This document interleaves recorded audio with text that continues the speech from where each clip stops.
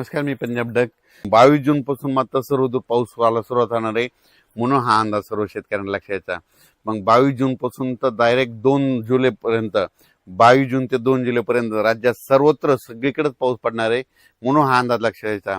राज्यात सर्वदूर मात्र उद्या रात्रीपर्यंत बऱ्याच भागामध्ये कव्हर करून जाईल. 23 ला आणखीन संपूर्ण व्यापून टाकेल. राज्यात पेरणीयोग्य पाऊस मध्ये ह्या सुरुवात होणार आहे उद्यापासून, म्हणून ही अंदाज सर्व शेतकऱ्यांना लक्षात यायचा. म्हणजे सांगायचं झालं तर आज फक्त निश्चित सुरुवात आहे. आज सुरुवात झाल्या सगळीकडे पडत नसतं. फक्त उद्यापासून मात्र 22 पासून मात्र तर 2 जुलै पर्यंत मात्र राज्यात सगळीकडे पाऊस पडणार आहे. म्हणून शेतकऱ्यांना एक सांगू इच्छितो की पेरणी करत असताना जमिनीमध्ये ईदभर ओल गेली तरच पेरणीचा निर्णय घ्यावा, म्हणून हे देखील सर्व शेतकऱ्यांनी लक्षात घ्यायचं. काल देखील पाऊस म्हणजे त्र्यंबकेश्वर नाशिक त्या पट्ट्यामध्ये पाऊस झाला. त्याच्यानंतर सिन्नरकडे झाला, त्याच्यानंतर अहिल्यानगरकडे श्रीरामपूर पट्ट्यात झाला, त्याच्यानंतर मुंबईला देखील पडला, कोकणात देखील बऱ्याच ठिकाणी चालू होता. त्याच्यानंतर बीड जिल्ह्यात तुरळक काही ठिकाणी पडला.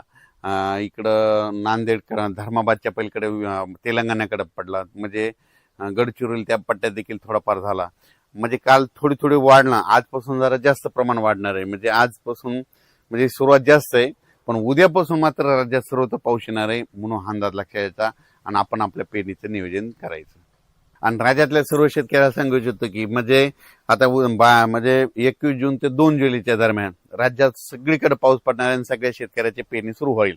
पण परत शेतकऱ्यासाठी एक आनंदाची बातमी, हे जे म्हणत होते ना दुष्काळ, तर तुम्हाला सांगतो 2 जुलै राज्यात, जुलै महिन्यात 2 जुलै ते 20 जुलैच्या दरम्यान राज्यात अतिवृष्टी होणार आहे. म्हणजे ठिकठिकाणी अतिवृष्टी होईल आणि बऱ्याच म्हणजे जवळपास मग ती काय होईल, मुंबईकडे अतिवृष्टी होईल, नाशिककडे होईल, पुण्याकडे होईल, इकडे उत्तर महाराष्ट्राकडे होईल. मग त्याच्यामध्ये काय होईल, जे छोटे छोटे तळे आहेत त्याच्यामध्ये मात्र जुलै महिन्यात मात्र पाणी येणार आहे, म्हणून हा अंदाज लक्षात यायचा.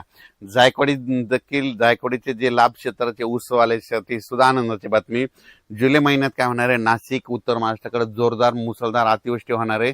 त्याचं पाणी गोदावरीला येणार आहे. मग त्याच्यानंतर धरणामध्ये आवक यायला थोडीफार सुरुवात होईल, म्हणून हे ऊस शेतकऱ्यासाठी आनंदाची बातमी. म्हणजे जुलै महिना शेतकऱ्यासाठी सगळ्यात फायद्याचा ठरणार आहे, म्हणून हा अंदाज सर्व शेतकऱ्यांनी लक्षात यायचा.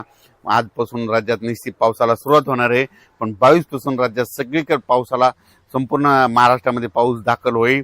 23 ला सगळ्या जवळपास बऱ्याच भागात दाखल झालेला असेल, 24 ला सगळीकडे पडलेला असेल, 25-26 ला शेतकऱ्याच्या पेरण्या लागवडी सुरू होतील, म्हणून हा अंदाज लक्षात यायचा. अचानक वातावरणात बदल झाला. पेरणी करताना सगळ्यात महत्वाची घ्यायची काळजी, पाऊस पडल्याच्या नंतर सकाळी शेतात जायचं.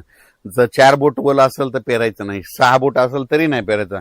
चांगली ईदभर ओला असेल तर तुम्ही पेरू शकता, कारण की राज्यामध्ये चांगला पेरणीयोग्य म्हणजे पाऊस पडणार आहे. काय होतं, पेरल्याच्या नंतर सरासरी पाऊस उघडत आहे, पण यावेळेस तसं होणार नाही. 22 जूनला सुरू होईल पाऊस, तर मग डायरेक्ट 2 जुलैपर्यंत दररोज एक दिवस इकडे एक दिवस इकडे असं कधी सगळ्या भागात पडणार आहे. म्हणून यावर्षी आता हे शेवटच्या आठवड्यात पेरणीचं देखील चांगलं पोषक वातावरण राहणार आहे, म्हणून पेरणीची देखील सगळ्यांनी तयारी ठेवा. धन्यवाद.